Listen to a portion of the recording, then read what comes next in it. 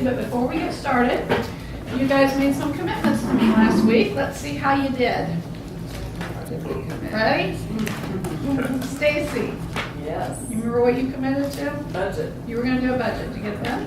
Yes. Yay! Good for you, Stacy. Pete, you don't even remember what yours is, do you?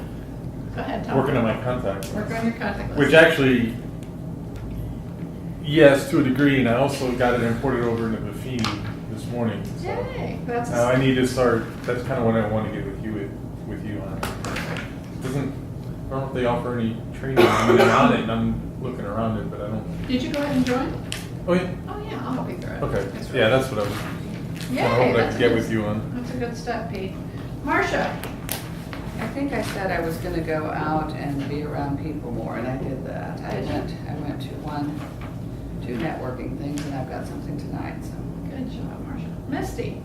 I'm still working on getting him to list it. We've gotten all of his stuff moved out over the weekend. Nice. He wants to get out there and actually clean, so that way Yeah. it's ready to just, but I have it staged. You're on your So I way. got that done this weekend. Good job. I'll take that. Good Alan. Yeah, I got my course finished. Good job. When you said free test. Not quite sure yet. I'm still doing some practice tests, and then I need to gather all my info and put them on cards. And I think probably in about a week or so. You guys did great. You did really good. Now, It's good to have it staged, right? the house? Yes. Absolutely. Like how, you Yeah. know, okay, fantastic. Absolutely is. That's a wonderful thing to have done. Can I share something that came up? Of course. Saturday night, one of the realtors called me and needed somebody to sit an open house. And I got to go and sit my first open house in Kansas City. Yay. There were 9 groups of people totaling 15, and I heard horror stories, which actually is good for us, of people looking and losing out on bids. 6 bids on one house, Yeah. and the price bid up $25,000. Wow. So I had some very motivated buyers. I had some realtors coming through, and by the end of the day, one of the couples that came through was writing a contract with the listing agent. So Oh, I was really excited to have that opportunity. Oh, that's great. Yeah. Were you able to pick up any buyers yourself? There was only one young couple That wasn't represented? that wasn't represented. Okay. So unfortunately, no, but I asked everybody. Great practice. Yeah. Good for you, Marcia. I felt like a real realtor. Not just the studying stuff. Hey Bev, how are you? Fine. Just rush. Where's my sheet on Bev? Hang on a second. Bev, Yes. what did you commit to do last week?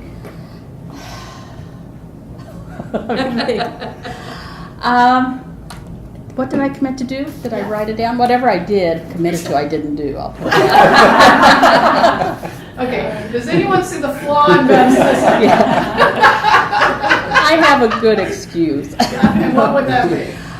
I watch grandkids for the entire week, That'll do. and they're age 6, 5, 4, 3, 2. Oh, wow. So you have your hands full. Well, I didn't watch them all at once, but it was like that. So there was all kinds of things going on. So sorry, no, Okay, I did not. Next week, what you did tell me was, and my notes don't make any sense to me, so hopefully they do to you.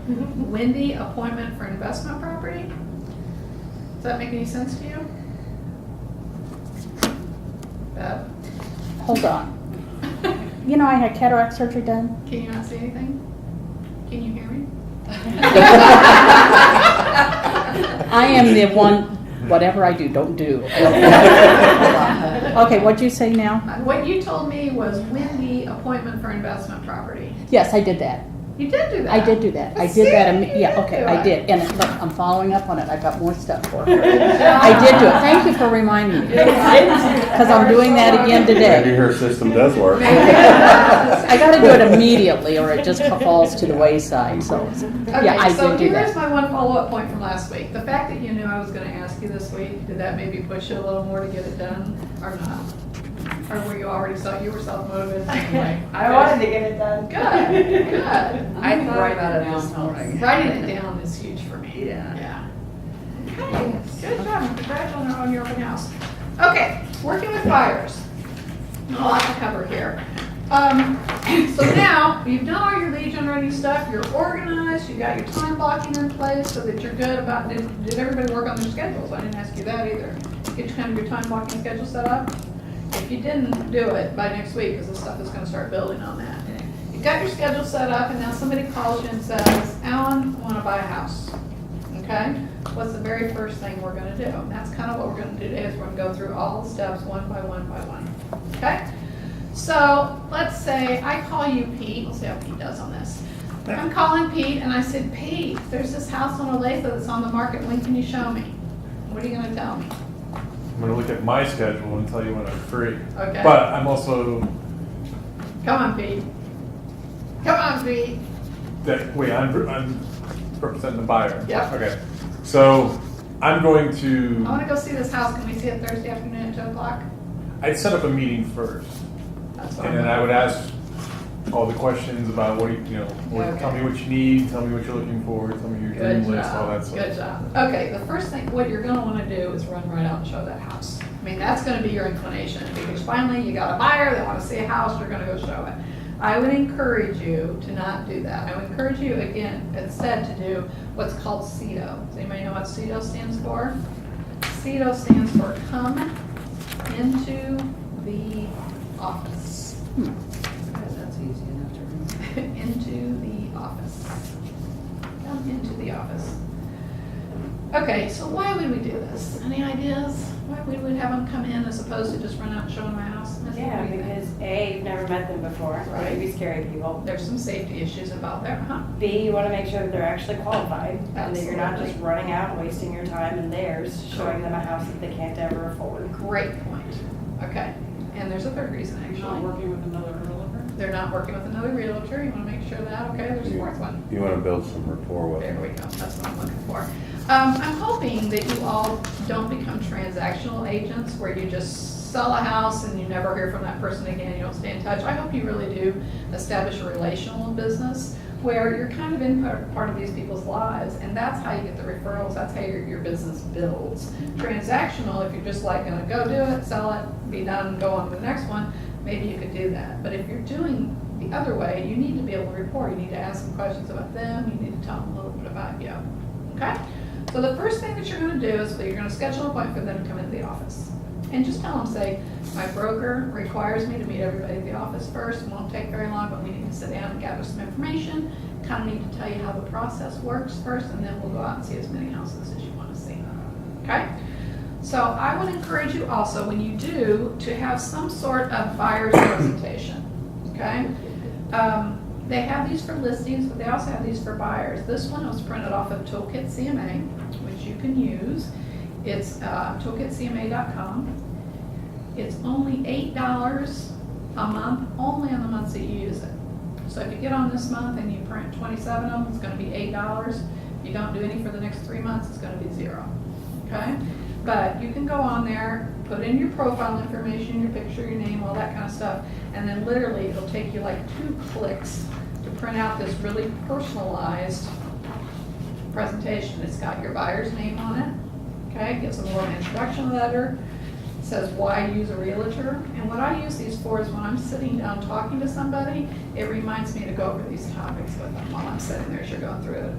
Action steps to find your house. This is what I tell them, okay, here's what we're gonna do to try to find your house. And the important part to tell them I found in this is no matter who the house is listed with, I can help you with that. You don't have to call a Reese and Nichols agent that got a Reese and Nichols sign in the yard. Now that sounds stupid, but a lot of people don't know that, you know, they think that I can only show them Realty Executives property. So this is a good page to explain that on, okay? Also need to tell them about how our commission structure is, that basically they're working with me for free, that the seller pays my commission, okay? Then the next page that's in there is to gather information about them, which I'll go over with you in just a minute. Let's see what else is in here. This is why choose buyer's representation, particularly if you're working with an older couple. Back in the day, there weren't buyer's agents. Everybody represented the seller. And so, yeah, they didn't have any buyer's representation at all. So they don't really know that now you're available to just help them and help them alone. If they go into an open house and they make an offer with that seller, that agent represents the seller. They're gonna do their best that they can to get the seller a good deal on that deal. Put an experience from, just talks about stuff that you do as a buyer's agent. You negotiate the price, you collect market data, you prepare the purchase offer. So this gives me a chance to explain all of this. Services that you'll receive. There's my resume. Somebody told me one time you want to put as much on your resume as possible to maybe have things that match the other person, something in common. So I put on there that I grew up in Jefferson City, and you wouldn't believe how many people say, I used to live in Jefferson City. You know, it's just stupid stuff. Or I had a dachshund, and they had a dachshund for 18 years, you know. All that's part of that rapport building that Alan was talking about earlier. Okay, and then I give them testimonials right here. People they can call to ask questions about me. And in conclusion, this is what I do as a buyer's agent. Okay? So they've got these binders here. Abby's got the binders. They've got a binding machine in the back. So print out the color copy and go bind it and show up with something like this. And 9 out of 10 times, if you're up against another agent, they won't be doing anything like that.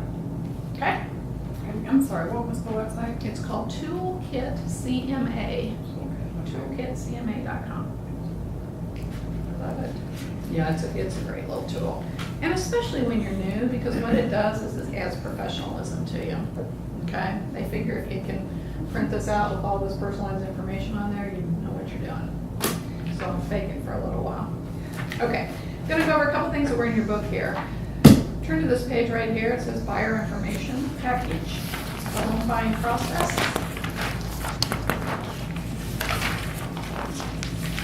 Before we get too deep into anything else, I'm just going to go through just a really good flow chart for what actually happens when you get a buyer. Okay? First thing you're going to do is do the initial interview, and that's the interview in the office. And I'm going to go over some questionnaires and stuff where you can ask them questions. That's your buyer's meeting. Okay? Then you're going to ask them if they are pre-approved. If they're not pre-approved, you're going to tell them that's the first step.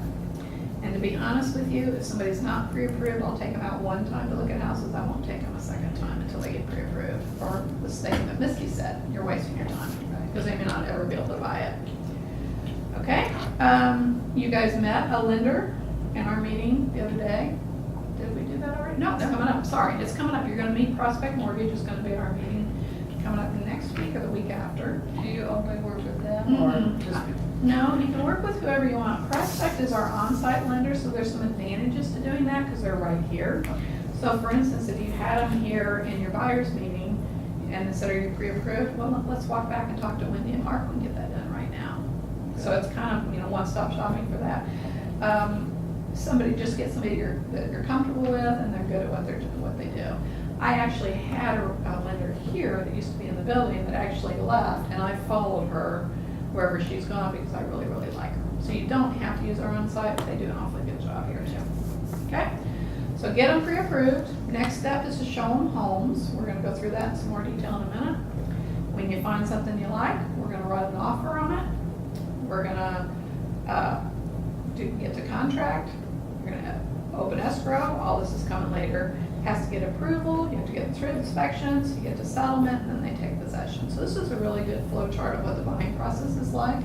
If you want to include this in your buyer's presentation, I can send you digital copies. Just send me an email if you want, but it kind of takes them through all the steps. And that's what you're wanting to do in that presentation is say, here's the process, here's what we're going to do, step by step by step. And I think that's a good one to explain it all. Okay, then if you'll get back a few more pages here to,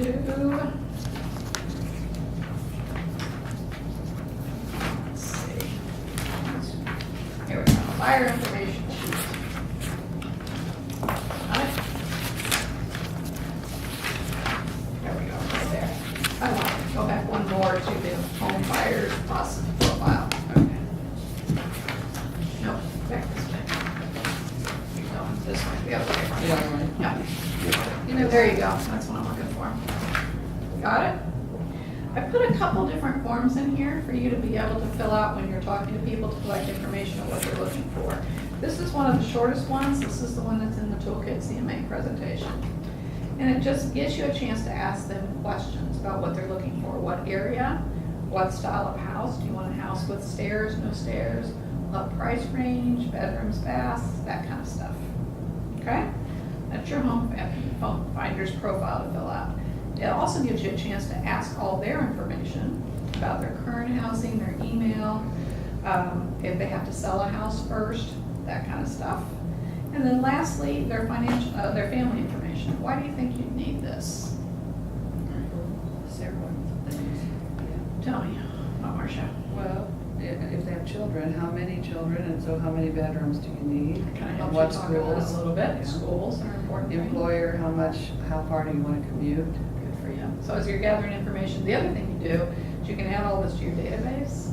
Nothing impresses them more than if you send a kid a birthday card on their birthday. You know what I mean? I had a closing this morning that this little 3-year-old that I've been with since he was 1. Right. I gave him, they said he's living in grandma's basement right now because they're in the process of moving.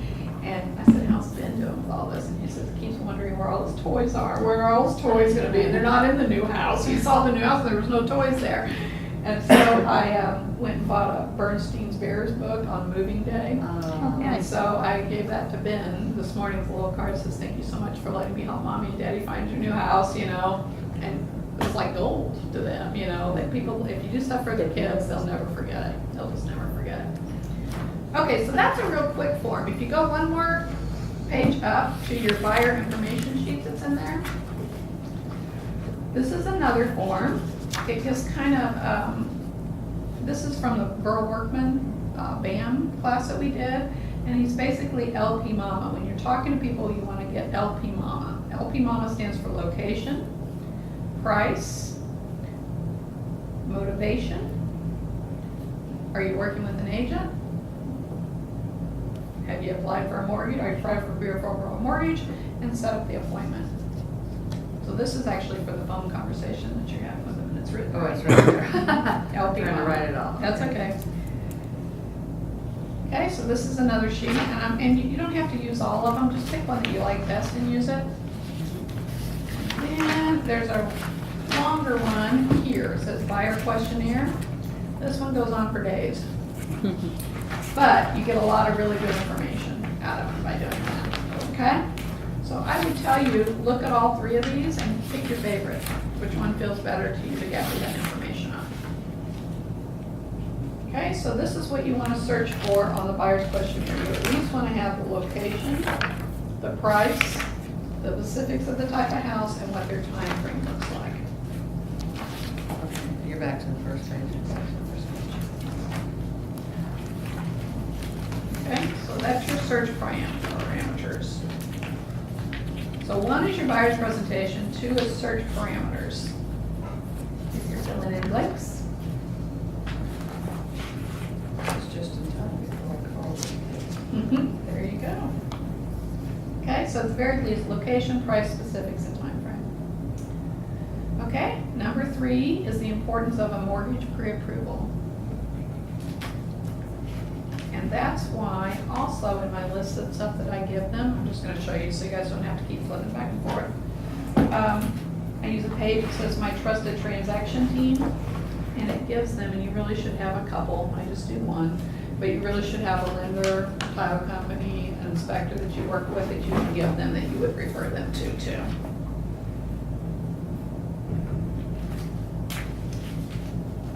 Okay, and 4, the next thing you want to be sure and do in that meeting is get your agency brochure out and explain to them. You guys have just gotten out of school, so you're familiar with this, right?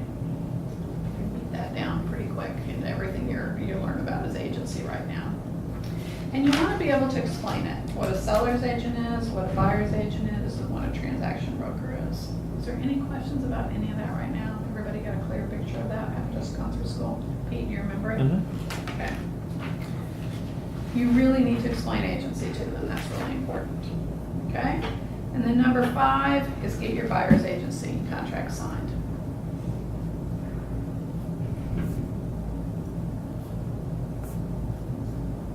Okay, you're sitting there, you're explaining how the process works, you're explaining how you get paid. Are you okay moving forward, looking at houses? You bet, let's go ahead and get this piece of paperwork filled out. Okay? Susan Davis has asked me to go over this in detail with you guys because she's our auditor. When your files comes in, she gets to catch all the problems. So I went and asked her, I said, what specifically do you have issues with? And she basically told me everything. So if you turn to the buyer's agency contract in your notebook, we're gonna go through it.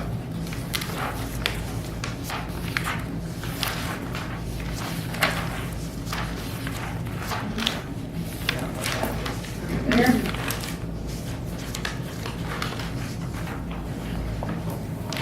Here's the important thing about buyer's agency, and it's you kind of keep going forward. You're almost right there. One more near there.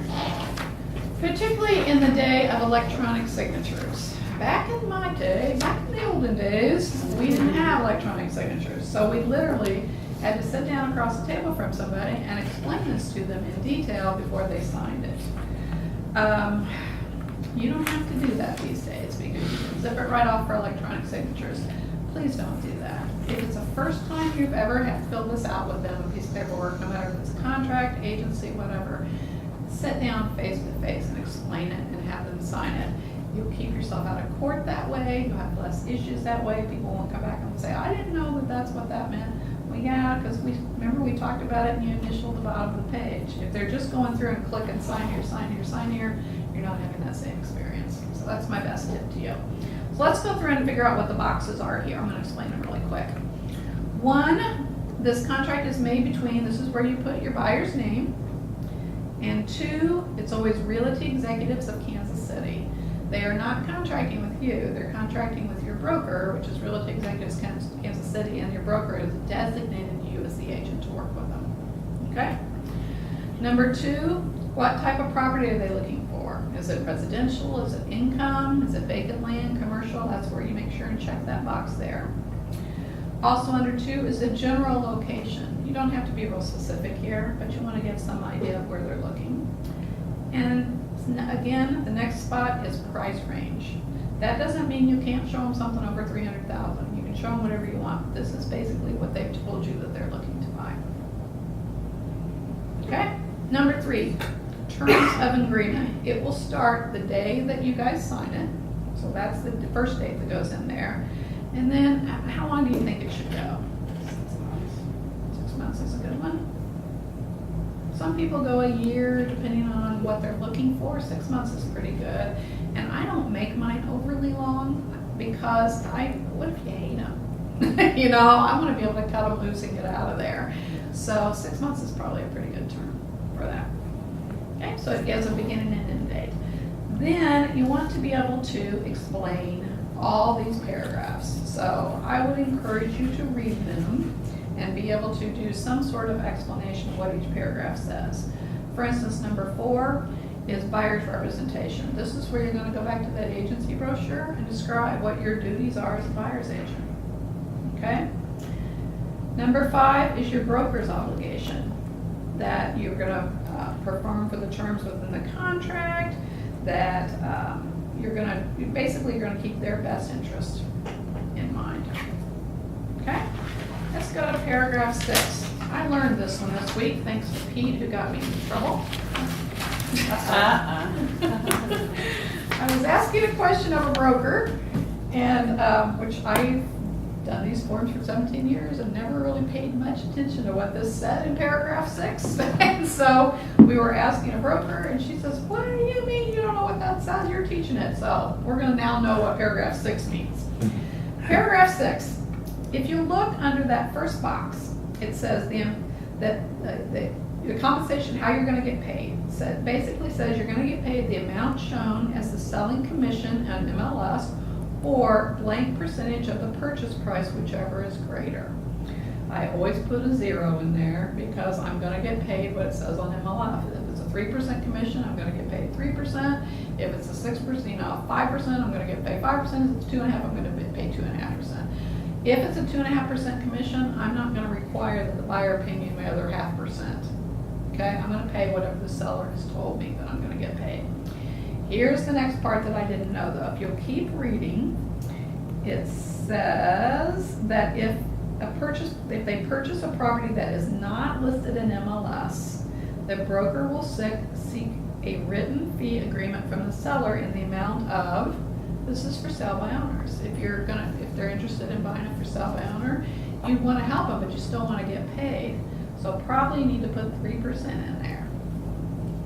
Because whenever I show up for sale by owner, I call the for sale by owner and say, okay, I know you're not listed, I know it's a for sale by owner, but I have a buyer that I'd love to show it to, but they're represented, would you be open to paying a 3% commission to a buyer's agent?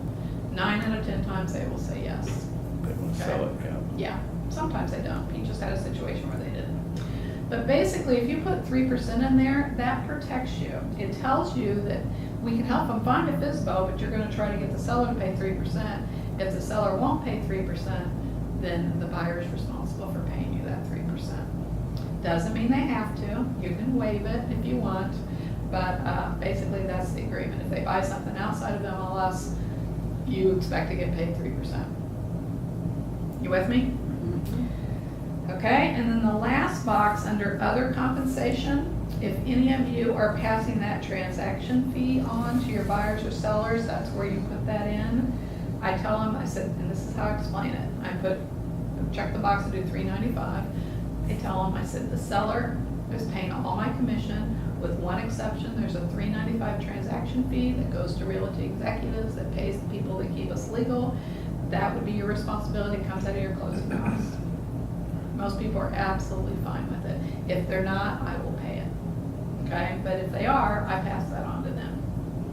And I would encourage you to maybe do that, whatever plan you're on, because that can help pay for your monthly fees. If your buyers and sellers are paying your $3.95 transaction fee, even if you don't have that on the plan you're on.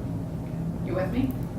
And it's somewhat common practice here in Kansas City. It didn't used to be, but it's somewhat common practice to have it done.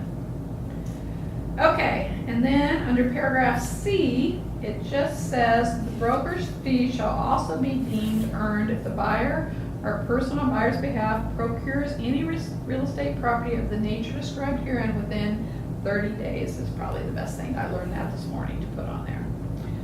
This is how this protects you, okay? This protects you in, I show Pete a house. Pete and the buyer and seller can't get to terms on the price. Pete has our contract expire, goes back and says, okay, now you don't have to pay my agent. Can I buy that property from you? Okay, although you're the one that showed them, you're the one that found the house, so on and so forth. That protects you. And do you recommend only 30 days on that? Now, you can do whatever you want. I was just having that conversation with Susan this morning. You can do whatever you want, but you have to basically give them a list of properties at the contract end that covers. So let's say I showed Pete 10 houses, and the contract ended, he didn't buy any 10. If I felt like that was gonna be a deal, I have to give him in writing a list of the 10 houses and say, if you buy any of these 10 houses, I get to still be paid. This is the part of the contract I'm not crazy about because it's the part that protects us rather than protecting the buyer. And I'm usually in the mode of my job is to protect the buyer. But there are, and if you want to put 0 in all these blanks and say you're not responsible if you buy a house 30 days after we're done, it's when I showed you, I don't care, so on and so forth. If you want to do it that way, do it that way. If you want to protect yourself, I'm telling you how to protect yourself. It's your choice how you want to run your business and what you want to put in those. Does that make sense? Yes. Okay.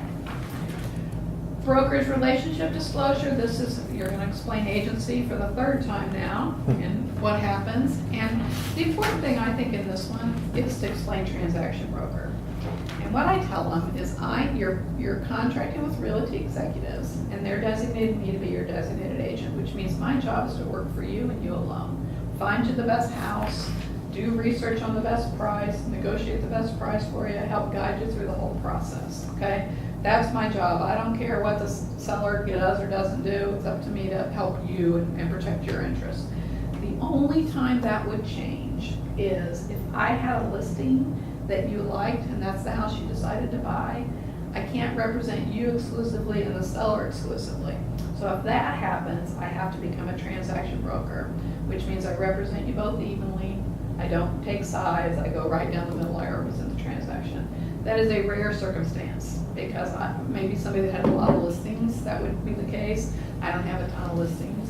And normally what I do in that case, if I don't represent them already and they buy my house, they're just an unrepresented buyer. But if I've already filled out a broker's agreement with them and then they happen to stumble upon my listing and they love it, that's when you would become a transaction broker. Does that make sense? It's a little convoluted.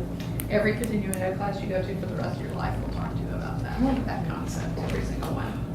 Okay, so they're gonna describe, we don't do dual agency, although it's allowed in Missouri. We don't represent both. We do exclusive agencies only, and we talk about designated agency. Number 8, the famous boxes. You have that now in your back booklet, so you can always look this up when you get ready to check these boxes and go, what the heck am I supposed to put in those boxes now? But let's go through them so you have an understanding of them too. Buyer consents to buyer's agency. That would seem to be yes, right? It's no. You're not doing buyer's agent, you're doing a designated buyer's agency. So that's why that's a no. Okay?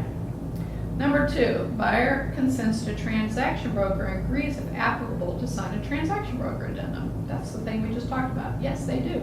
If they happen to fall in love with one of my listings, I don't want them to not be able to buy it, so yes.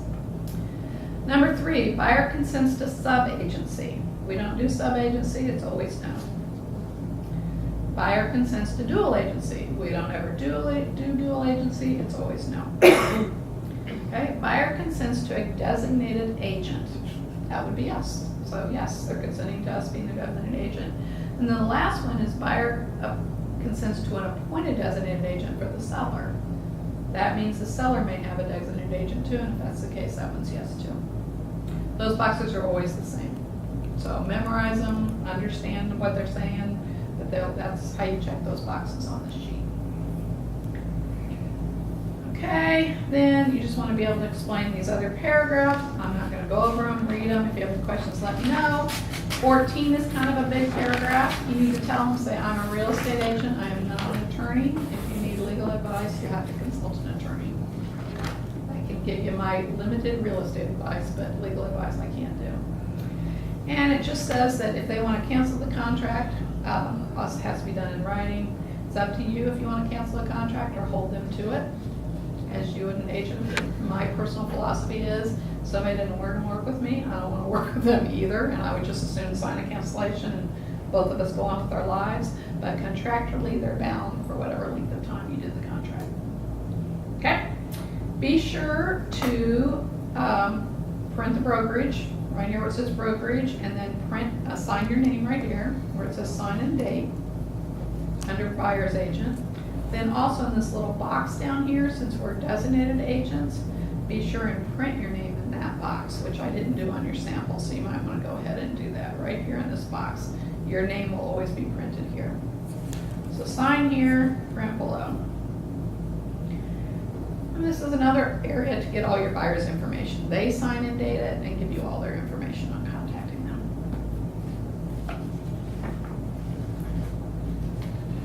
The signatures on this form have to be done. The signature here has to match the date on the first page, and it has to be done prior to you writing a contract. Okay? You can't write the contract and the next day sign the buyer's agency. It doesn't work that way.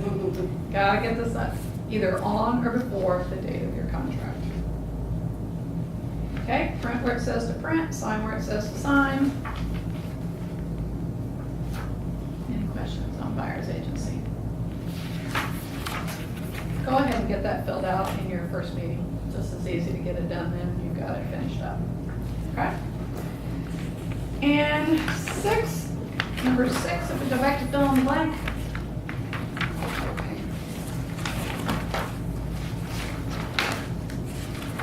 You're going to ask them if they have a home to sell. Why would you do this? Did you want to sell it? Because you want to sell it, that's right. Yeah. And it affects a couple things. If they do have a home to sell, Can be contingent. that's right. Do you have to sell the house before you buy the new one? That changes a lot of stuff on how you're looking at houses, writing offers and stuff there too.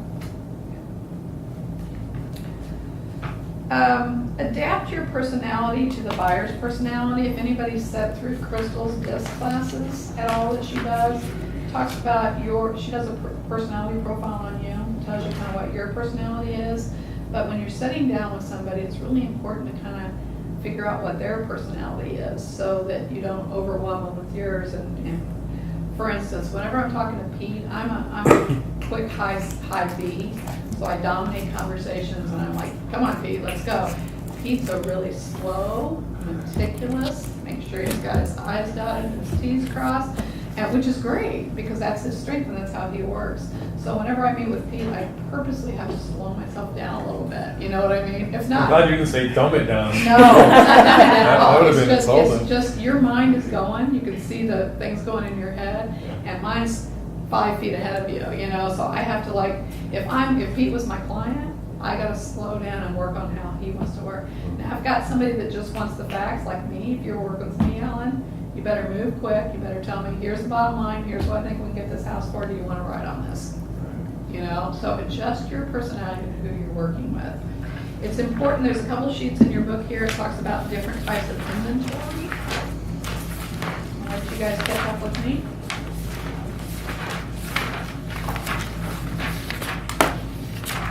Market knowledge is the first one. It says working with buyers and top ranking partner. It should be right after your buyer's presentation in your packet here. Keep going. Missy did a page finder. Yes, she's I held on to it She's when I on went it. back to the other one. Go back more. Well, My fingers are too right dry. after the exclusive buyers agency. There it is. Okay. Okay, market knowledge. This is where it says about doing your homework. You need to know that there's lots of different places that people can find houses. Through MLS, they can drive by them, through agent networking, okay? You're starting to see stuff, if you haven't done it yet, get on the Realty Executives of Kansas City group on Facebook, because that's where you will see agents from our offices posting, hey, I got this house coming on the market, or hey, I'm looking for a townhouse for somebody, and you'll start being able to share that information before stuff goes on the market, which helps with bidding wars and that kind of stuff. If you're a Facebook user, there's a Realty Executives Facebook business page that you want to like, so you can follow us there. But there's also a closed group that you can join that outside people won't see it, just your fellow agents. Okay? And then the next page talks about all the different inventories there are out there. There's traditional sales, which is what most of us do, but then you'll also come across short sales. Do they talk about that in school at all? Not a lot. Short sales are when somebody has to sell their house and they owe more than it's currently worth in this My market. understanding of a short sale is it takes a really long time. Sometimes it takes longer, but it doesn't have to take a really long time. And there's less of them now, and they got really good at them for a while because there was a lot of them, so that they got their procedures shored up so they were better. I wouldn't be scared to sell a short sale at all. I would just tell people, the buyer is not, the seller's not the person that can say, okay, I'll accept your offer. It's got to go through a bank process, and it takes a little longer. You're not gonna be able to get a short sale done in less than probably 90 days. About quick. So a short sale is right before it's foreclosed. That's right. Okay. And the bank wants to go ahead and sell it. The bank has to say, okay, you owe 200,000 on it, but we're gonna accept 175,000 on it, okay? And the reason they want to do that is so they don't have to market it themselves, so it's not sitting empty, they don't have, it costs them money to foreclose on a house. So do you get the listing with the bank now?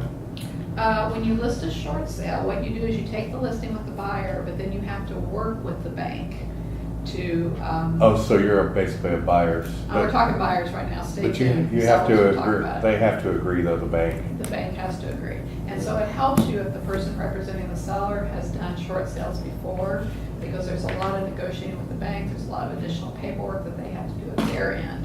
And depending on how versed that agent is how quickly you'll be able to get it done.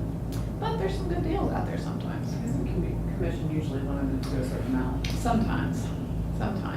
They can also control how much commission you get paid too. So they're not our favorite things to do, but to be honest with you guys, when the market tanked, I went and took a $800 course to learn how to do short sales well, because they weren't going away. And I wanted, if I was gonna do them, I wanted to be able to do them well, because when you're representing the seller in that case, you're representing more than just selling their house. I mean, their credit score, their financial future is in your hands. And if you don't know how to do them, you can really mess somebody up. So I went and learned how to do it really, really well, and when the market tanked, and I told you my goal was just to stay standing, that's how I did it. I did it with selling for sale, short sales. You do a lot of them. Did a bunch of them. So I know how to do them, so if you ever come across one, you have any questions, I'm happy to talk you through You it. helped a lot of people there. I did, you know, that appealed to me too, because I That's tell you kinda what, the good thing about that was, these were not people that were slugs. These are good people that worked hard and just bought their house at the wrong time and then had a job loss or had something, and the world kicked the chair out from underneath them. Right. So the very least that I could do to help these people is help them get out from underneath those mortgages without a foreclosure on the records, and they go on. And 2 years later, they buy a new house. Right. So, those are your most grateful people, truthfully. So, short sales, pre-foreclosures, foreclosures are bank-owned properties. Those are the kind of the opposite of short sales. They go pretty quick, but they have a dollar amount they have to hit, and if you hit that dollar amount, the bank will approve it, and you can sell it. HUD homes are basically government foreclosures, somebody that had an FHA loan that's been foreclosed on. A lot of those you have to bid on. You have to go on their website, and it'll give you instructions on the listing sheet. That's how we bought our first house. Is it? Mhm. You have to go on their website and you have to bid against other people, and they have an end date on the bid, and then that's how you get a HUD home. Trustee sale and wholesale, I don't really do those, so I don't really know what those are. Okay? The other thing I would encourage you, there's a saying that says buyers are liars. Uh-oh. I hate that saying because it sounds really negative, but honest to God, if it isn't true. I had clients that I worked with for a long time that were looking for a Johnson County house. I may have told you this. They had a house to sell, house to buy, and they were two houses to sell, and they were getting married, needed to buy a house together. And their criteria was anywhere but Belton, Missouri. We don't want to live in Belton, Missouri. So we looked and we looked and we looked and we looked and we looked, and they weren't finding what they wanted in Johnson County. And we looked and we looked, and all of a sudden I get a phone call from one of the buyers. He goes, "You're gonna kill me." I said, "What?" He goes, "There's this house in Belton." I said, "You told me you didn't want to be in Belton." And long story short, they bought the house. It was what they were looking for, and it was in Belton. So when somebody's telling your criteria, don't narrow them down too small. Try to keep it a little broader. And I tell them, I said, I'm going to send you stuff that's going to be a little outside of your parameters. If they're looking up to 200, I put them in 215 as my search criteria, because we can talk them down in price. If they're looking, just want to be on Olathe, I'll do Olathe plus a little bit more around that surrounding area. So when you're setting up your searches, which we're going to talk about on MLS a little bit, keep it broader, because they really will. If you get it too narrow, if you just do exactly what they said they're looking for, chances are they're going to find it. It's probably just a little outside. Yes. That makes sense? Okay, so now let's go for searching on MLS. Guess I'll drive. Pete, are you good at this? Working on MLS or no? I'm all right. I mean, I'm sure there's still a lot of. Okay, I'm gonna have you drive then. Here is your keyboard and mouse. Oh my God! I typed. Was that gonna slow us down? And I want you to click on, I've got my MLS open right here. There you go. Is that mouse not working? There we I was go. gonna say it was moving. It just the clicking wasn't. Okay. So now we're gonna go through the steps. I'm gonna turn this camera around so we'll show that too.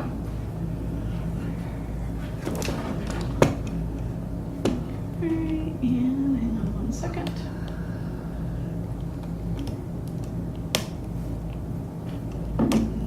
To it.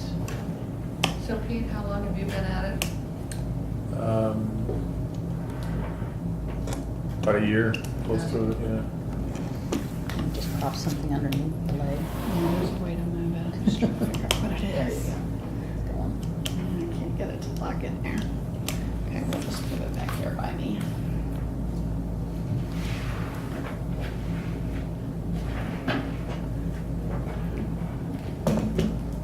That'll work.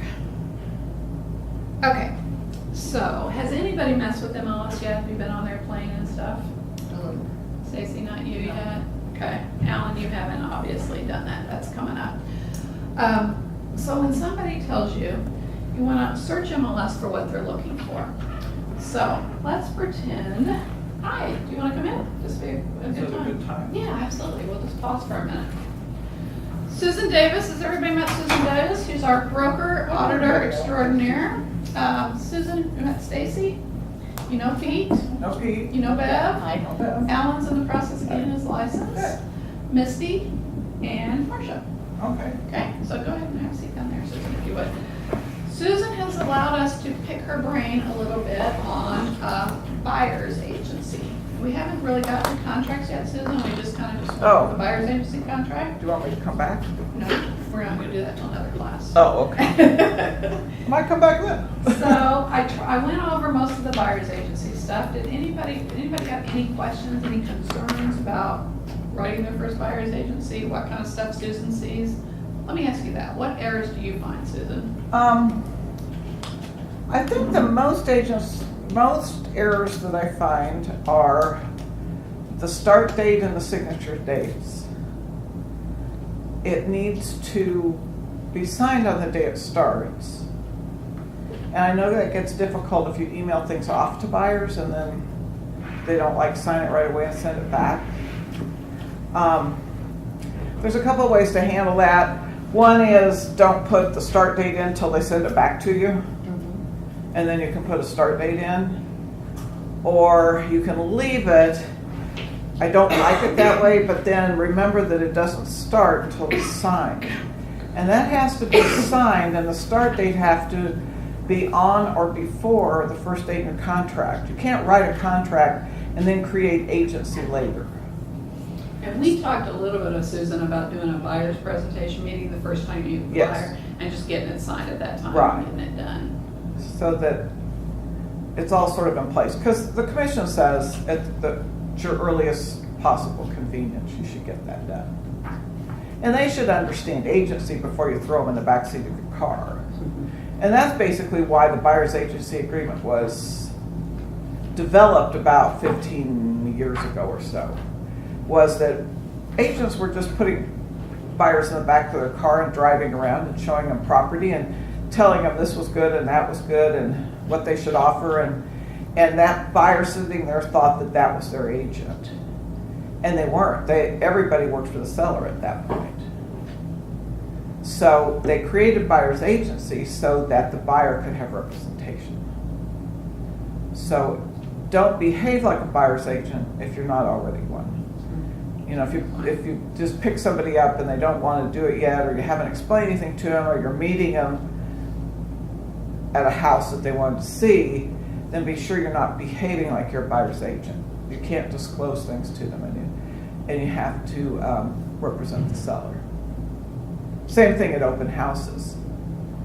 You're there to represent the seller. Right. You should never divulge any information. You know, if they say, are they getting divorced, you say, I really don't have any idea. So that you just can't provide them any information that is confidential. If you had to say on just the exclusive buyer agent contract, the one error you almost always see that in your audits, what would it be? What do most agents mess up? The start date and the signature dates, and then those boxes about agency. Yeah. What kind of agent am I? Right. And it's easy. Have you done listing of agent Mhm. agreements yet? Mhm. Well, the boxes in the buyer's agency agreement and the boxes in the exclusive right to sell are in exactly the same order. So one thing you could do is just memorize, okay? And the definitive, did she give you the definitive answers? Yes. Yes. So just remember, the biggest mistake that everybody makes is probably the top box that says that you're a buyer's agent or you're a seller's agent.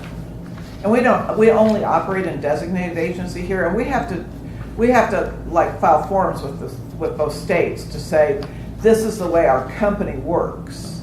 So Steve does not operate under buyer's agency or seller's agency, and not many of the big companies do. It's just too hard. They all work where the listing and the buyer's agency agreement are with Realty Executives of Kansas City, and then Steve turns around and designates you Right. to be his representative on the file. Why is it, do you think, that last box, that they have to agree to the appointment of a designated agent by the sellers? Well, because Steve is designating everybody. That's what the designation box is for on page 6. It says I that, know, but the top one says they agree to you being a designated agent. And then the next one says they agree to the seller having a designated agent too. I wonder I've always wondered why you have to agree to that or not agree. Why do we care whether they have a designated agent or a seller's agent? I don't think that's what it It says. says buyer consents to the appointment of a designated agent for the seller in the buyer's purchase of the property. Oh. I actually had a client ask me what that meant, and I had no idea. It is kind of weird. It means that you agree to the seller having a designated agent represent them. too. It I just doesn't wondered say why that we it's had to the agree only to it. kind of agent there is. It's just that Right. we're agreeing Right. that that broker has designated them to be an Right. agent. It is kind of, It's it's strange. almost Yeah, sort I of just like wondered why you had to a agree to throwaway that. box. But if you don't agree to it, then you can't show anything where the listing agent's a designated agent. Do you really want to keep track of that? Really?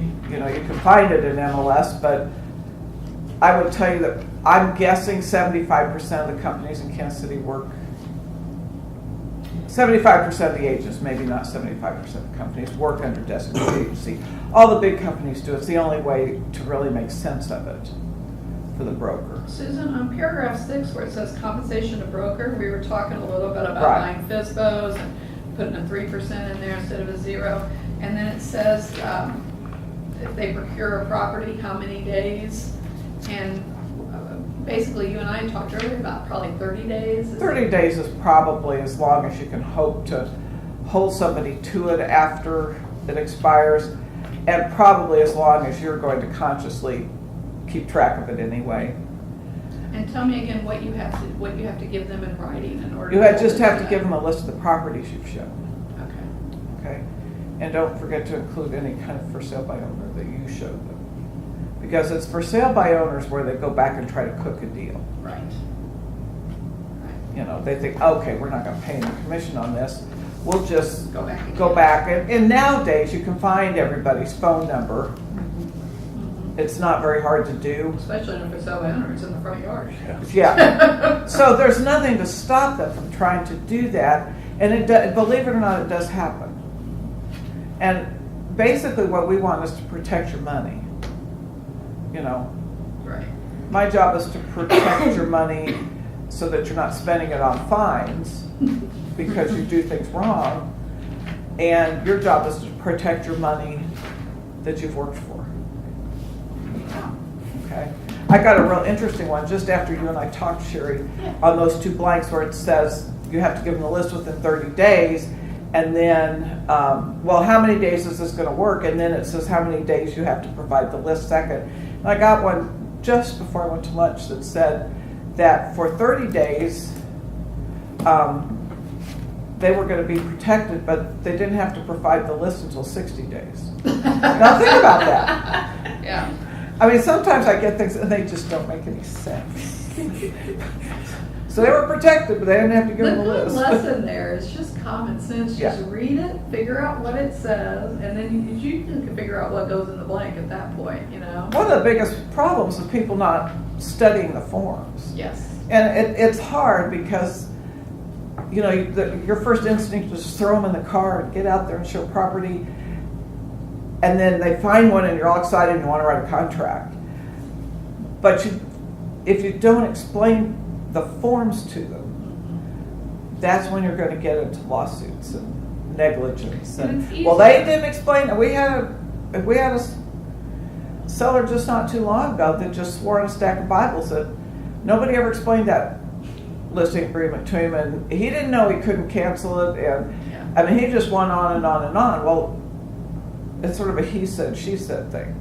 I don't know if the agent explained it to him or not, but that's the seller. And then it come to find out he wasn't even given a copy of it. Oh my gosh. And that, It's bad. we lost all credibility. Yeah. Okay? Get it in writing. And before you can get your checks, if you do all this, and before you get your checks, it's Susan's job to keep our butt out of the fire. So she's gonna audit it, and if there's anything that we can get fined on, she's gonna catch it and send it back to you to correct. So it's speaking from experience, and I don't do them right either. I try, but I don't do them right either. It's much easier to do it right from the start than to have to correct stuff you did wrong further down the road and go get signatures and go get seller signatures. And it's just take a minute, take a breath, fill them out right from the start. And then make your corrections when you get the audit. Right. Whether it's, we audit your files when we get a listing that's turned in, and then we audit them again when you turn in a contract. It's so much harder to get your corrections the longer the deal goes on.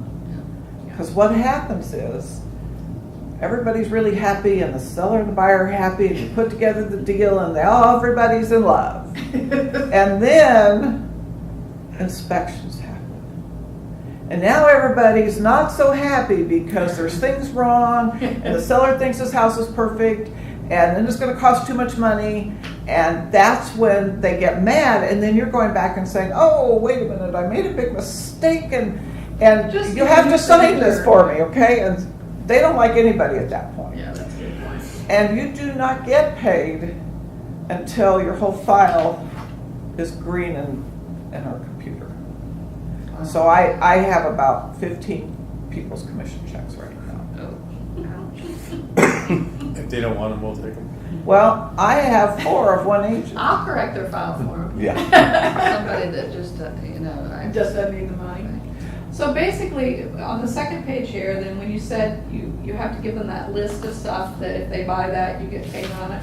5 days, I think we talked about. Yeah, 5 to 7 days, I think, is plenty of time for you. If you don't do it within that period of time, you probably won't know what you showed them because you'll toss it all out. It's another reason to keep a list of things that you show. Yeah, and you're probably putting the MLS sheet, maybe just drop it in a folder with their file, and you always have those to go back to. Keep a copy of everything you show. I used to print out that you can do a single line sheet, list all the properties you're gonna show them that day, and I put the date on it that I showed them and stick it in the file too. I've done it that way too. The more you can document, the safer you are.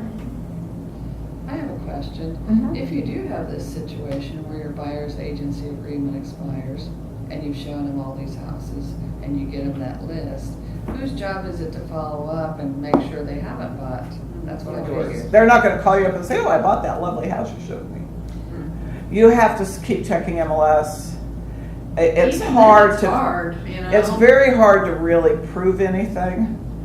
Till the tax records come out a year later. Yeah, and then it's too late. Yeah. It's very hard to figure, but It's, You're just trying to keep an honest man honest. It's more of a deterrent, You're not really gonna snoop and find out if they actually bought the house, but by saying that, hey, if you do buy this, I you can't, do I owe can't me. do this, yeah. it's a small world. You'd be surprised how little jewels will Yeah.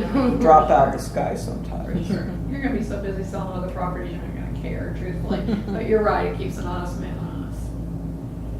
Any other questions for Anything Susan? else? We're gonna bring her back. We've got a contracts class that we're gonna do, that we're gonna bring her in for that one too. And then we've got a working with sellers that we're gonna talk about filling out a listing agreement, so we'll bring her in for that too. Okay. Thank you, Miss. I like to talk. Thank you, Miss Susan. Don't let anybody tell you I'm mean. She's the best protection you got, believe me. You're only mean when you're holding on to that check. Yeah, that's what she's got I'm a your little check. bit mean if you make the same mistake about 5 times in a row, and I might get in your face a little bit. I will pre-apologize. Just let you know. Thanks, Susan. And Susan sits right there, so if you have any broker questions at all, she's here 5 days a week. She's a good one to go to. Okay, now we're gonna go back to searching for MLS. So let's say you've got this person, and I actually do this during the the buyer's meeting. I sit down, the conference rooms all have TVs attached to computers, and I said, let's go ahead and look at what you might be looking for, okay? So let's come up with anybody got a buyer now they're working with that's looking for something in particular? No, who used mine? Misty? I have a friend whose mom and dad is looking for a house in the Liberty area at about $250,000. Let's use Misty's mom and dad's. Okay, so I do this right in front of them, where I sit down and go slow, but go through the steps. Oops. You're gonna go to search, residential, and quick. You might have to sit over there and use that other mouse that's attached. So this is always signed on to MLS, and No, we you can do do, this? it's signed on the computer, all you gotta do is pull it up. There we go. Log in. Okay, so we're gonna look for active properties. We're gonna go over to Liberty area, you said? Yes, Liberty, Okay, so we which can, is 64068 if you need the zip code. do you wanna be in that zip code, or would you rather look by city name? It's up to you. Isn't it one and the same? Not always. Okay. I'd go up to city and do Liberty. Okay. That's good to know, because I think I typed in the zip code to send out her information, because I set her up to You can find send it a that way. list. You can But I find it can that way if you want. edit that. Yep. There we go. Do you need to go use the mouse that's Boy, plugged this in? mouse is killing me. There's one that's plugged in, but you're gonna have to move. He's actually moving faster than the Go internet. sit over there by Alan Like and to use the other mouse. speed of sound over here. Oh. Yeah. He's moving. This is when Pete moves fast. It's awkward, but give it your best shot. All right. So we're gonna look for Misty's friends. They're looking in Liberty. And we're gonna start really broad and go small, remember? Yes.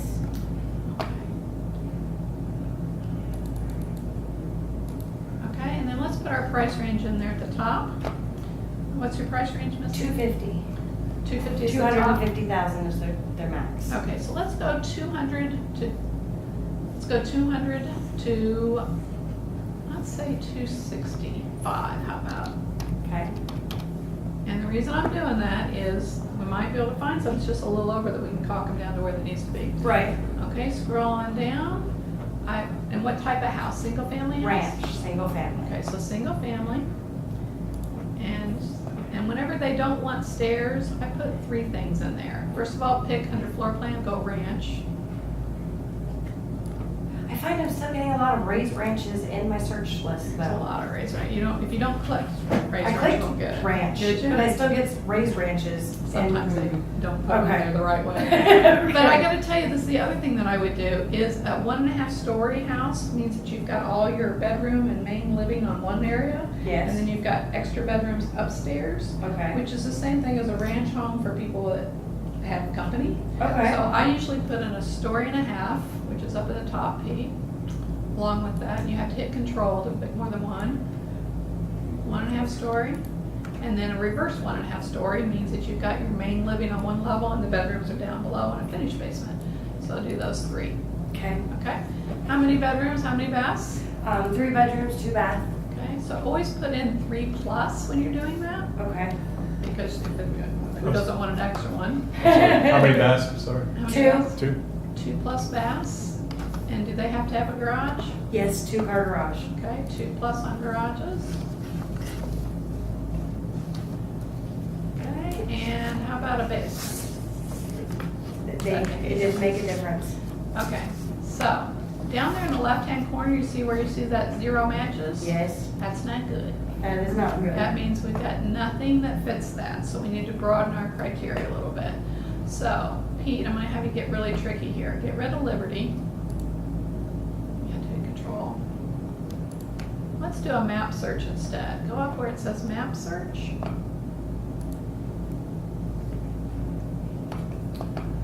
Okay, those are all the houses in Kansas City that match our criteria. So let's zero in, let's come, make it smaller, bigger.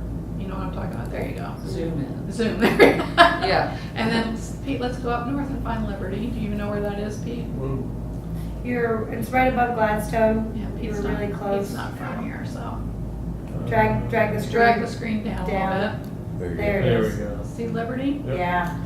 Okay, now let's So scroll Pleasant on, Valley. let's scroll on a little closer to Liberty. There you go. So, you're not gonna find one right in Liberty. So what you're gonna have to do is you can draw a radius around Liberty, or you can actually draw a box around Liberty. I did the funny. Okay, yeah, do the one next to that, Pete. Do that You have to one. drag and click and drag and click and drag and Okay, click so- and make your box. Probably start one place, now Where do we drag. want Drag to the right, go east, click, go south, click. Okay. What do you, did they want to be on the other side of 435? Yeah, I'd come through Claycoma right there. That should be I would good. I would have caught that house. There you go, Pete. Okay, come and then click. And then back up to your red dot. Go up north, how about right there? Yeah. Okay, then right click, there's your map.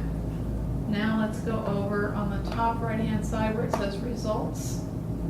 Up, up, go on over, it's almost cut off. See where it says criteria? Criteria, maps, and then results down below Go that. down, Pete. On your bar, below where your mouse currently is. We have criteria. Next to map, keep Oh. going, there you go. Keep going to Over, the left. over to the or right, to the right, to the right, to the right. Keep going to the right and up. Oh, there. Yeah, okay, there it gotcha. is, half cut off. Okay, so we got 18 matches. Okay, so one of the benefits to doing this in your buyer's presentation is I would have done the Liberty one and go, guess what? There's nothing there. 0. So let's see if we can expand our search a little bit. Do you want to expand it in price? Do you want to expand it in, open to other floor plans? Or do you want to expand it geographically? Most people will go geographically before they'll expand anything else. Okay? So here we go. This is their whole list of stuff. Now, we're not going to do it now, but if you wanted to, you can click on that whole list, Pete. So click on that select all box up there. And then you can go over to the right where it says display single line. Let's go to display full photo. Okay, and that's going to pull those up Nice. one at a time. That's what I couldn't figure out how to make it do. There you go. Full photo, it's going to pull them up one at a time. You can look at the listing. You can say, well, how's this one look? You can scroll through the pictures on there. Click on the little arrow on the right-hand side of the picture there. It only has one picture. Only has the one. And right now, all those boxes are checked, okay? So you'd say, okay, do you like this one? Does this one appeal to you? If you do, scroll back up, Pete.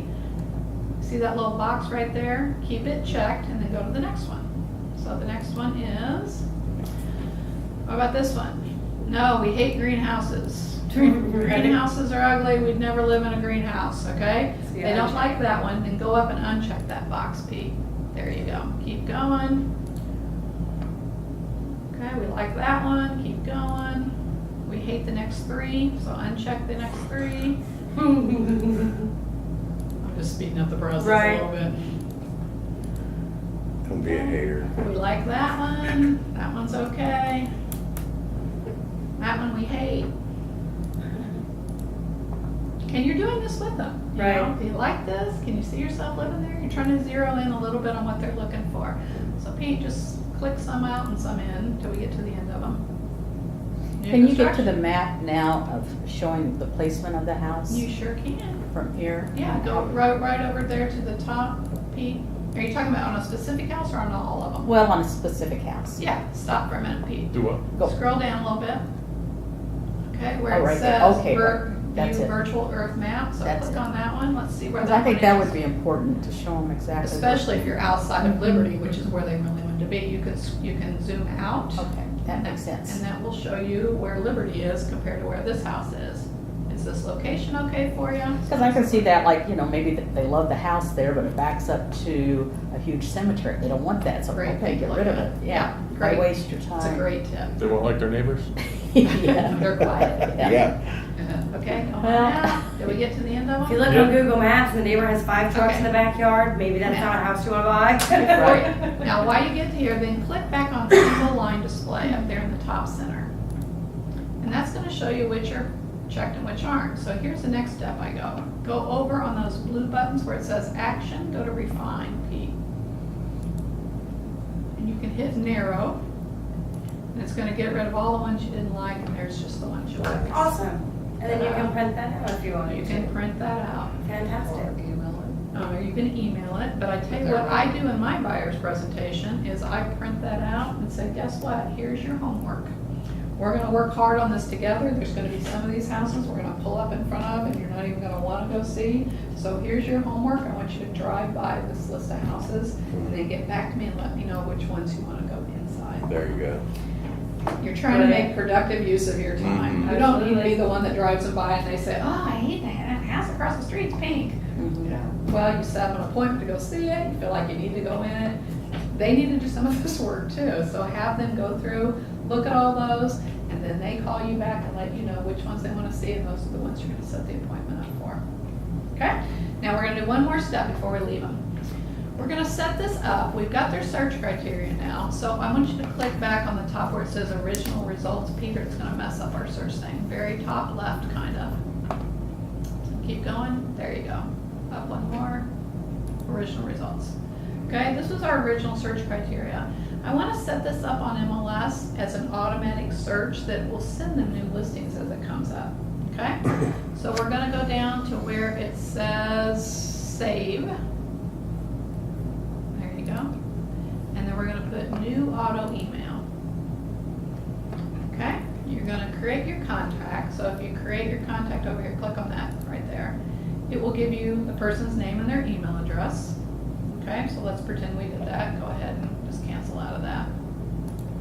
Okay, then you're going to put your subject line in. And for instance, on your subject line, I might put Liberty Houses. Okay, possible homes in Liberty, something like that. Then this is the first email they're going to get from you that says you need to click OK if you want me to send it. But if you click on that other one that says recurring email up there, Pete, this is where you want to write, if you want to write anything additional in. And I always put, let me know if you see anything that interests you, and we'll go take a look. And that will be on any new emails that come up. Scroll on down there to the bottom, and you can select how often they get these emails. As soon as stuff goes on the market, or if they're not real, if they don't want to see a lot of them, maybe you just do Monday, Wednesdays, Fridays. You can pick whatever you want. Most people want ASAP. They want to see them as soon as they hit the market. So does the MLS propagate these search Yes. criteria for you and then automatically email them and email And it emails you a copy of it, yeah, So it's would you brilliant. need to CC, put yours in there? Okay. It blind copies you as a default, I think. Oh. over Yes, the top. it's check marked at the top. Because you're so- logged in under your MLS Right. number? Right. Okay. So. it's So every time it sends out, I get a little email that tells me. And the cool thing is that you can look at that and go, hey, listen, did you just get this email with this new listing in Liberty? Let's go see it, okay? Particularly you guys who are not real busy yet. You've got Right. time to do that kind of stuff, okay? And then you hit save it and it's set up as an auto email. So that's the other thing I would do before they left my buyer's presentation. Then the next thing I would do, thank you Pete, we're done with that, but stay put, I'm gonna give you something else in a second, is then you set up your first appointment to go look. Okay, so they might get back to me and say, okay, we wanna see these 8 houses, okay? So your next step is to set, when they get back to you after they've driven around the neighborhood and they said, okay, I don't like all 8, but I wanna see these 5. Then you set up your appointment to go look. So you select the homes. Let's just select 5 of those, Pete. Let's pick 5. These are the 5 they wanna see. Okay, and let's hit refine and narrow it just to make everything clean and neat, because that's kind of the way I am. There you go. Those are the 5 houses we're gonna see. So what I do at this point is go back to actions, highlight actions right there. I print out 2 copies of each of those listing sheets. So go to print. I print out a full photo for me. It's gonna basically have all the information, what the agent's name is, it has it listed, so on and so forth. That's my sheet to work off of. But I also print out, if you click on more, a customer full, Plus. yeah, whatever. We used to use customer full. And then I print out that sheet for them. So now I have 2 sheets on each. One that I gift them so that they can write their notes on their sheet, and one that I use. And the difference between my sheet is their sheet is I have all the listing agent information, they do not. They don't need that, no. Okay? So you print out a copy for you and a copy for them, and then you're gonna do one more step. So go back to results again. You see right there where it says directions? You click on that, and it maps your route. So now you know which house you're gonna go to first, second, third, and fourth. I put my sheets in that order, I put their sheets in that order, I hand it to them and say, here's what we're gonna do. Well, that's awesome. It's pretty awesome. Yep, we're pretty awesome. Yeah. Okay, so now you've got your map that you're gonna route. So our first house we're gonna go to is what? 75th Terrace, the second one 71st Place, right? Okay, so now you're ready to set up your showings. You can do this one of 2 ways. Where did Pete, 3 go. go? Yeah, where did 3 go? I'm trying to figure that out myself. It's probably behind 4. You probably zoomed in, it's probably in They're there. in the same neighborhood, 3 and 4, so. Oh, yeah, there it is. Okay, yeah. I was wondering, I'm like, Yeah. Right, it usually hides that. we just lost the house. Okay, Pete, go back a screen here, or close, I'll do something here, scroll down. Scroll down. Yeah, just your whole page, scroll down. There you go. Go back to results. And you can actually schedule these appointments right from this page. Scroll over to the right, Pete.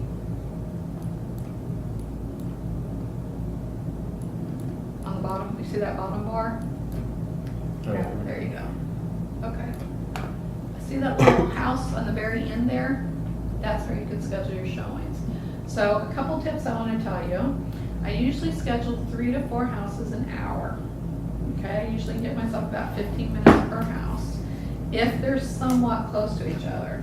If they're really far away, you're gonna have to give yourself more. But if they're somewhat close, you can do 3 to 4 houses an hour. 8 to 10 houses is more than enough to go out and see. Because after that, they start to run together in the person's head, they don't remember them. So if they wanna see 16 houses, you're gonna have to do it in a couple different times. Okay? The decision of whether they want to ride with you or follow you is yours to make. There's benefits both ways. If they're following you, if they're riding with you, you get to talk to them in between houses, and that's huge, because you get to hear what they're really thinking about the house, what they like, don't like. That's big. Here's what happens when they ride with me. I'm trying to watch my GPS, find the house, talk to these people. I spend a lot of time turning around lost when I have people in my car. So I've started personally telling them, why don't you follow me, and we'll meet you at the first house type of stuff. So you can, whichever way you think is best. Some people like to have them follow them for safety reasons. You can do it that way too. And liability if there were an accident, I mean, Yeah, heaven forbid. I know, yeah, for sure. So I have them follow me just because I get lost, because I can't talk and drive and watch my map at the same time. Okay? That makes good sense. Okay, so now you're gonna set up the appointments. Did you see what Pete did? Pete clicked on that little house. Go back, Pete, if you can. Or just go back to the MLS. Yeah, there you go. There's the houses we wanna see. Every time Pete clicks on the house, it adds it to what he wants to set up the showing for. So there you did the first one. Now click on the second house. So now he's got 2 in there. So go back, or you can click on that green tab, so just add more houses if you want to. Right there. Okay, click on the 3rd house, 4th house. He keeps doing that till he has all 5. This is CSS, Centralized Showing Service. If you want to go directly to there and just put in the MLS numbers, you can do that too.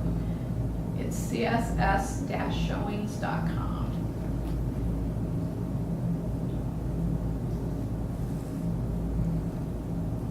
Okay, but if you're in MLS, you might as well just visit that way they're all in. Okay, so there's the 5 houses you want to see, right? And go to schedule showings. And you're gonna go down, and you're gonna put in your day and your time for each of these that you want to do. And so the reason I put them in order before I go here is because I might want to schedule, let's say I'm going to show for 3 hours. I might want to schedule the first 4 houses to show between 1 and 3, and the second 4 houses to show between 2 and 4. You know what I mean? So you don't have to hit all of them within that 2-hour period, because 2 hours is about how those go. So this particular system keeps from 2 agents being there at the same time? So it's going through the MLS, or what's it No, doing? it will tell you if 2 agents are going there at the same time. What this is doing is whenever you have a listing, you'll put your listing on CSS. Our company pays for you to do that. Right.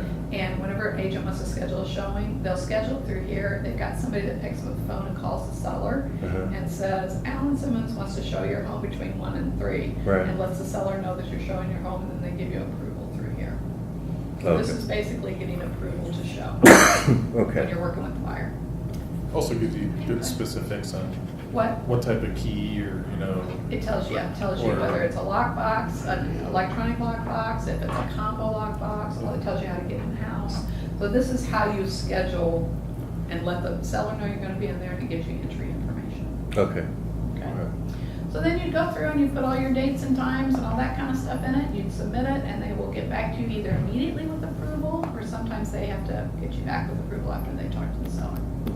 Okay, so this could be like the day before, you may be able to get it done, or I maybe do 2 it as days quick as I out. can. I definitely do it the day before, if you can.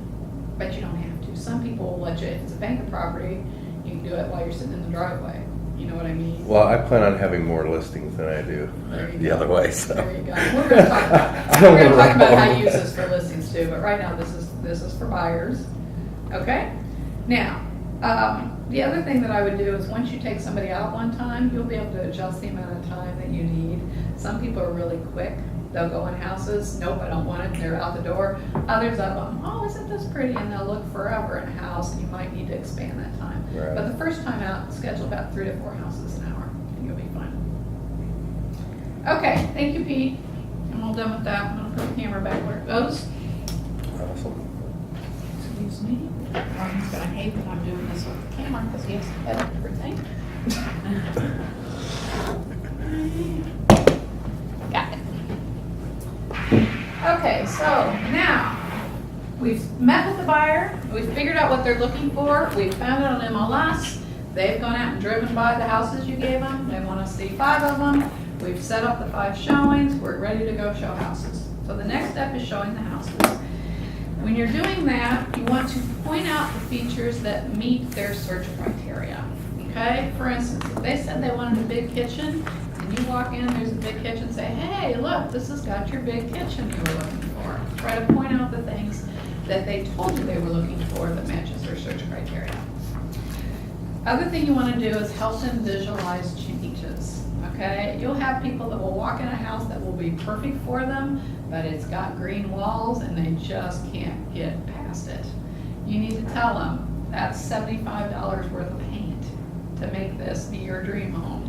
So it's your job to point that out. Carpet's cheap. You don't like the carpet, pull the carpet out, have new carpet put in. You know, this kitchen's really small.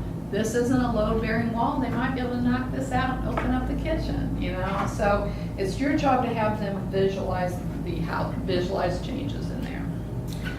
Then this is what I ask people 3 questions every time I'm in the house. 1, do you like this home? 2, can you see yourself living here? And 3, is this the home you want to write an offer? People get so hung up on showing houses. You got 5 houses to see. You don't try to close. Just, okay, let's go see the next one. When they make, the 3rd one might have been it. I mean, that may have been their house. Don't be afraid to ask them the question, do you like this home? Yeah, I like this home. Can you see yourself living here? Yeah, I can see myself living here. Is this the house you want to write an offer on? And if they say yes, what do you do with the other 6 houses you haven't seen? Go and write the offer. Go and get the offer written. If they're ready to go down. Okay? And as far as my own self, on my sheet of paper that I have in my hand, I always write down positive and negative things they're saying about the house. Because after you're done showing, the agent is going to send you an email asking for feedback. What did your buyer think of the house? And I will not remember unless I jot down. They love the backyard. It's too much work for them to do to fix it up, or they thought it was overpriced. That information is helpful to you as a listing agent because then you can go back to your seller and say, listen, we had 3 people tell us it's overpriced. It's not just my opinion. People are telling us that, so you can go back and get price adjustments that way. Okay?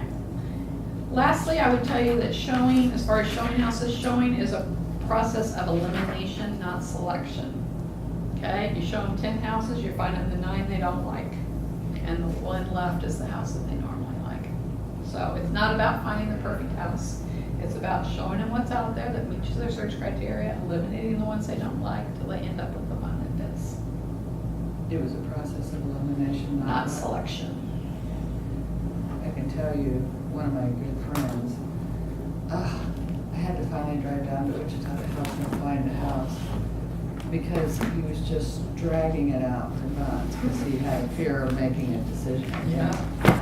And me and another of our friends and the realtor took him on a cold February day, this last February, so cold, to 10 houses.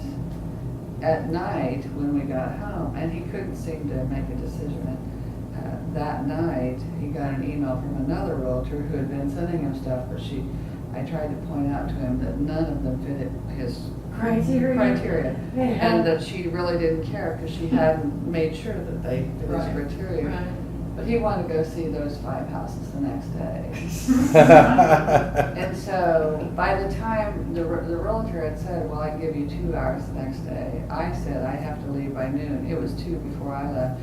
And on the way back to Kansas City, I called him and I said, you know the one with the great kitchen? If you don't make an offer on that, the next person that sees it will, because that kitchen in Kansas City, that house would be well over 200,000 and it was for sale for 80. Oh my God. Yeah. That's part of your job too, and you don't want to, at least I don't, I'm hyper conscious about coming across as a pushy realtor. I don't want to be that way. But sometimes people need you to nudge them, say, this is the house. This is exactly what you told me you were looking for. You know what I mean? It doesn't hurt to nudge them a little bit, because sometimes they just need that to finally make the decision to move forward. He finally made the Yeah. decision, and luckily he got it when he did, because it appraised for 87. Wow, that's great. And I did a search the other day when I got on MLS, and there's nothing that would meet his criteria for less than 150 now. Of course, that's incredible. Yeah. Yep. He owes you. That's yeah. That's your job sometimes too. And I always put it, when I see one and I know it's right, and I know the price is right, and I know it's going to go, I preface it with, this is where I'm going to sound like a realtor. But if this is the house, let's not wait, because it's not going to be here, you know. And I preface it, you know. I want them to know that I'm conscious that they think that I'm trying to do it because I want to make a sale, and it's not. But sometimes they have to move, or they'll lose it. Okay, we're going to go over determining comps in a whole different meeting, so we're going to skip that for right now. That would be your next step. If they found a house that they wanted to ride on, your next step is to sit down and figure out, okay, what's that house worth? What will it sell for in this market? We'll do a whole meeting on that. Your next step is to write up and present your offer. Okay, so in doing that, we're going to do a whole contracts class on that, so we're going to skip that at the moment. But I would tell you, whenever you write up your offer, is to tell a story. Some people actually have the buyers write a letter to send with the offer. If you don't do that, at least tell the story. I used to say, you know, these are first-time home buyers, are expecting their first baby, they fell in love with your backyard, they love the swing set, you know, something. I tell you what, people don't make decisions just based on money. Sometimes if it's a retired couple, they want somebody to raise their kids there. That's important to them too. Okay? Tell your story, remove your ego. You're in negotiating with another agent. It's not you won, they lost. You want both of them to win. You want the seller to sell at a price that they're comfortable with, that your buyer is also comfortable buying. This is that little in-between thing that hits it. Once you get it, everybody wins. I always tell my people, you may negotiate verbally, but until everybody's signed off on it in writing, it's not legal and binding. Okay? That was a lot of information. Sorry, but you'll have it now in your notebook. You'll be able to go through the steps. Just go through 1, 2, 3. Any questions for me at all? Let me fill in a couple blanks that we didn't talk about. Ready? Entering escrow. Your vote. Once you get the contract signed by everybody and you're ready to get it turned in, then you enter the escrow period. Your first step to that is to turn in your earnest money check to the agent so that they can get that to the title company. So earnest money check. Number 2, you want to send a copy of the signed contract to your buyer's lender so that they can start processing the loan.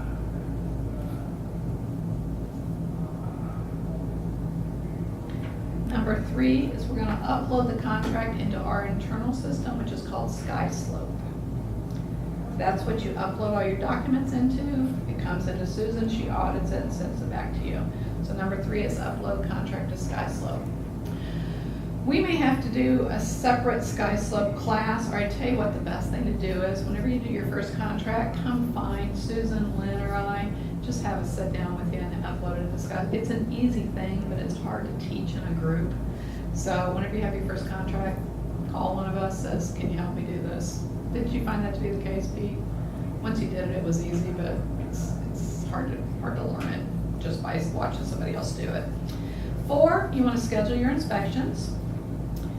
You'll have an inspection period that you need to work within. It's usually 10 days, it's kind of standard. You need to schedule your inspections for your buyer because you want to coordinate that with their schedule, your schedule, and the inspector's schedule so you can all be at the house at the same time. 5, if you have negotiated in the contract for them to provide a home warranty, this is the time to order the home warranty for them. More on that later. And 6, you're going to communicate with the buyer. There's a little period after you get through inspections and before you get to closing. It's kind of a dark side of the moon period. There's not a lot going on. There's not a lot to talk about. Their job is to just stay in touch with the lender and get everything to them that they need to get. Let them know that ahead of time. Because what you've done is you've worked with these people, you've talked to them, you've shown them houses, you've been with them every few days, it seems, and all of a sudden you're just dark after it goes under contract, and they start freaking out. They think that they've been abandoned. So let them know you're still there, you're still holding their hand, you're still getting them through everything, but there's a little period where there's not a lot going on, except for the lender's side, they're doing a lot of stuff, and that maybe check in with them once a week until you get to closing. Okay, what didn't I answer? Threw a lot of information at you. Any questions on working with buyers?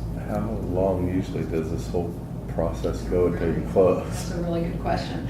I read somewhere that the average person looks at 12 to 15 houses before they make a decision. So depending on how long it takes you to get through 12 to 15 houses will play into part of that. Their motivation, how quickly they want to get moved, plays into that. Once you write the contract, you normally get from contract to closing within about 45 days. So 60 days from first contact with the buyer, if you're getting them out and showing them houses, 60 days from first contract to closing is not unheard of. 60 to 90, maybe. So that's why the stuff that you're doing now with lead generating is going to pay off 60 to 90 days down the road, so hang tough. That stuff pays off down the road. Anything else? No? Okay, next class is fun. Next class is on contract preparation. That is where we're going to sit. It sounds really boring, and some of it is, but we're going to make it fun. We're going to sit down with the contract. We're going to go through it. I'm not going to go through it line by line, but I'm going to tell you stuff to write in the margins of each paragraph, so when you're explaining it to somebody, you can say, this is what this paragraph says. Beautiful. Okay, so I'm going to teach you, and then Susan's going to come in and tell you what put in the blanks and what she gets mad about if people don't put in the blanks. But I'm going to tell you how to sit down face to face and explain it. That is next Tuesday the 9th. Thanks, guys. Appreciate you coming.